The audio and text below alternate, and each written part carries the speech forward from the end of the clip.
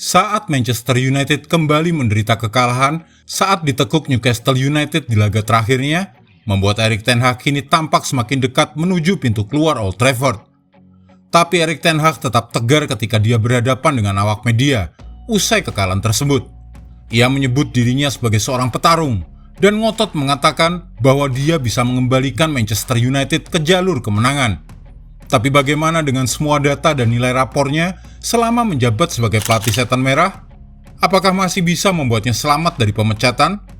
Kali ini mari kita lihat rapor Erik ten Hag di Manchester United secara keseluruhan. Tekanan besar pada Erik ten Hag. Meski ten Hag super pede saat memberikan jawaban kepada awak media, namun kenyataannya adalah dia sekarang mendapatkan tekanan terberat dibandingkan sebelumnya. Terutama setelah United dengan mudah dilibas oleh Newcastle United di Old Trafford di ajang Piala Liga, sebuah kompetisi yang sebenarnya mereka menangkan musim lalu. Dan kekalahan dari Newcastle itu hanya 3 hari setelah kalah dengan skor yang sama dari Manchester City di Old Trafford. Manchester United semakin terlihat rapuh dan tak bertenaga. Bahkan, jika kita melihat perubahan yang dilakukan oleh ten Hag dalam susunan pemain skuad utamanya, hasilnya justru tambah mengecewakan. Pertanyaan-pertanyaan yang diajukan kepada ten Hag dalam konferensi pers pasca pertandingan pada tengah pekan penuh dengan pertanyaan-pertanyaan mengenai masa depannya saat dia menjadi manajer terakhir United yang kesulitan untuk keluar dari bayang-bayang Sir Alex Ferguson. Terlepas dari carut-marutnya situasi kepemilikan klub yang juga jauh dari ideal, ten Hag dengan skuad mahalnya tetap saja dianggap tak mampu membawa skuadnya setidaknya seperti musim lalu. Dan awal kesuksesan ten Hag di United rupanya hanyalah harapan palsu yang kini tampaknya semakin jauh dari kenyataan. Apalagi jika melihat statistik yang menunjukkan seberapa buruk keadaan Manchester United sebenarnya. Statistik yang mengerikan. Berikut ini adalah beberapa data yang menunjukkan betapa buruknya Manchester United di bawah asuhan Erik ten Hag sejauh ini. Brighton, Crystal Palace, Galatasaray, Manchester City, dan Newcastle United semuanya berhasil mengalahkan United di Old Trafford musim ini. Ten Hag kalah dalam 5 dari 10 pertandingan kandang pertama mereka di semua kompetisi di awal musim. Ini terakhir kali terjadi lebih dari 90 tahun yang lalu pada musim 1930-1931. United kini rata-rata hanya mendapatkan 1,5 poin per pertandingan musim ini di kasta tertinggi. Ini adalah rekor terendah sepanjang sejarah dalam satu musim di Premier League. Dengan 11 gol dan 16 gol kebobolan di Premier League setelah 10 pertandingan, selisih gol United kini adalah -5. Ini adalah selisih gol terburuk mereka pada tahap ini dalam satu musim sejak tahun 1972-1973. Memang belum seburuk -6 gol seperti saat musim 2020-2021, tapi tetap saja ini buruk. Hanya satu pemain depan Manchester United yang telah mencatatkan setidaknya 1 gol atau assist di Premier League. Marcus Rashford memiliki 1 gol dan 1 assist. Sedangkan Alejandro Garnacho, Anthony Martial, Rasmus Højlund, Jadon Sancho, dan Anthony belum mencetak satupun keterlibatan gol di antara mereka. Bahkan Anthony, salah satu anak emas Erik ten Hag, kini hanya mencetak 1 gol dalam 29 penampilan terakhirnya. Dulu saat memulai karirnya di United, ia mencetak 3 gol dalam 3 pertandingan.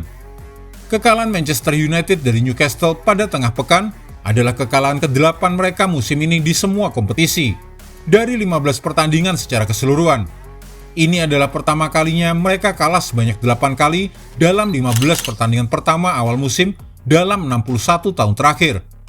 Terakhir kali United kalah 9 kali dari 15 pertandingan adalah pada musim 1962-1963. Kekalahan dari tim Eddie Howe juga membuat United mengalami kekalahan kandang 2 kali berturut-turut dengan selisih 3 gol atau lebih. Sekali lagi, ini adalah pertama kalinya hal ini terjadi pada klub dalam 61 tahun. United mengalami musibah serupa pada bulan Oktober 1962. Kekalahan derby Manchester akhir pekan lalu adalah kekalahan kelima United dalam Premier League musim 2023-2024. Ini adalah yang terbanyak dalam 10 pertandingan pertama dalam satu musim liga sejak 1986-1987. Masihkah ada peluang bagi Erik ten Hag? Manajemen Manchester United seringkali berbicara tentang memberi waktu kepada pelatih mereka sejak Sir Alex Ferguson pensiun pada tahun 2013. Dan ini bisa dipahami, karena bahkan sang pelatih legendaris yang memimpin klub selama 20 tahun itu juga mengalami kesulitan pada awal karirnya di Old Trafford. Tapi kenyataannya dulu, David Moyes tidak berhasil bertahan selama setahun penuh setelah menggantikan Ferguson. Kemudian Louis van Gaal, Jose Mourinho, dan Ole Gunnar Solskjaer semuanya diberikan setidaknya hanya 2 musim. Ten Hag memiliki tingkat kemenangan sebesar 63,2% di semua kompetisi. Ini angka yang lebih baik daripada semua manajer yang disebutkan itu tadi. Bahkan termasuk Sir Alex Ferguson pun hanya 59,7%. Tentu saja persentase kemenangan Ten Hag jauh lebih tinggi karena hitungannya berasal dari jumlah pertandingan yang jauh lebih sedikit. Dan kemenangan di Liga Eropa musim lalu melawan tim yang lebih lemah sangat membantu meningkatkan angka kemenangan Ten Hag. Tetapi setidaknya ini adalah angka yang bisa jadi pembelaan Ten Hag jika mencari alasan untuk bisa tetap bertahan. Selanjutnya, Manchester United punya 5 jadwal pertandingan yang lawannya bervariasi kekuatannya di jadwal Liga Premier League mereka. Setan Merah akan tandang ke markas Fulham, menjamu Luton, tandang lagi ke markas Everton dan Newcastle, dan kemudian menjamu Chelsea.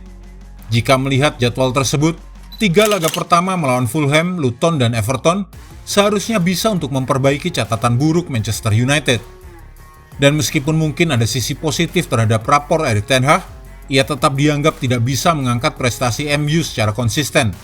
Dan jika Ten Hag tak cepat-cepat memperbaiki rapornya, nasibnya akan sama seperti nasib para pelatih United sebelumnya pasca kepergian Sir Alex Ferguson. Jika Anda menyukai video ini, jangan lupa klik like, share, subscribe, dan tendang loncengnya agar tak ketinggalan update terbaru dari kami.